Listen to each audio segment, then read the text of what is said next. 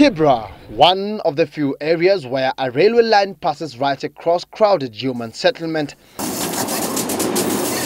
Over the years, encroachment has made it commonplace for people to reside next to the railway line. The dwellers oblivious of the risks posed by infringing on the railway track.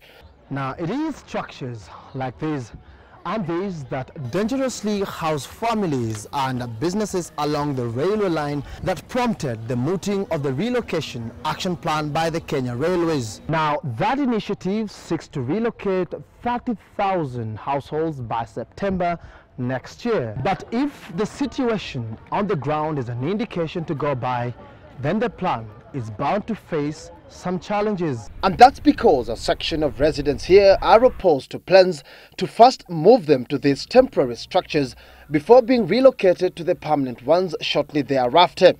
We have concealed their identities for security reasons. Mahali tumekaa at least ni 15 meters kutoka kwa reli. Wameturudisha sasa karibu na 2 meters kwa reli. I will not move because you cannot take me from a dangerous place, then you bring me to the most dangerous place. They claim the initial agreement was to see them relocate straight to these modern and highly secured residential and business units. They don't understand the sudden change of plan. Hatukatai kuhama, lakini wangesema tuhamiswe kwa hizi nyumba siko safe, itakuwa hatari kuliko kutoweka kwa hizi nyumba siko karibu kabisa na nani. Kenya Railways Managing Director could not be reached for a comment, but last November he told me that the measure was triggered by scarcity of land. The pace of construction has been affected by the fact that we were not able to get enough space to construct as we move them on board. A source at Kenya Railways who spoke on condition of anonymity intimated that the corporation is well aware of the resistance on the ground and is working on modalities to reach a consensus.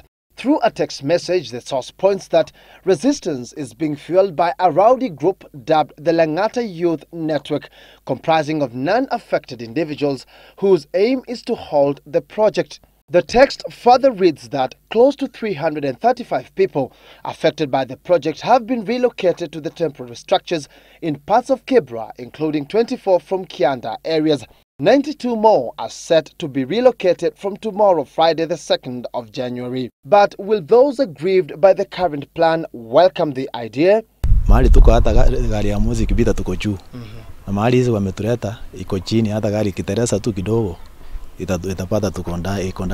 So you look at these houses, so they are small in size.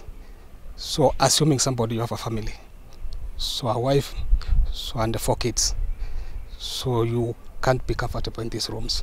Further complicating the prospects is the alleged emergence of cartels robbing unsuspecting slum dwellers of their money, promising to secure them these highly desired homes. Kuna watu tunafanya nao na tena tunakaa nao. Hawakuwa kwenye ile hawakusajiliwa, lakini wanasema wamepeana, wengine wametoa 50,000, wengine wametoa up to 100,000, ikisemekana ya kwamba nyumba watatengewa nyumba moja moja. In no uncertain terms, the residents are telling the Kenya Railways that someone somewhere is out to profiteer from the 7.6 billion shillings project. When they told us that we were to contribute 10,000 each, So I don't know exactly we were to move to these houses or to the permanent houses. I have the receipt from the Kenya Railways, but my name does not appear. That one gives me a lot of worry because I may miss this permanent building and they are the houses that have waited for long. But according to the source at Kenya Railways, the affected people will be relocated to the permanent houses once issues surrounding basic amenities including water and electricity supply are sorted out. These worried residents can only hope that this life-changing project that started on a positive note but which has run into hurdles will eventually end well, and that the relocation action plan won't become a house of cards that will leave those identified as genuine beneficiaries counting losses instead. Patrick Igunza, Citizen Live at 9.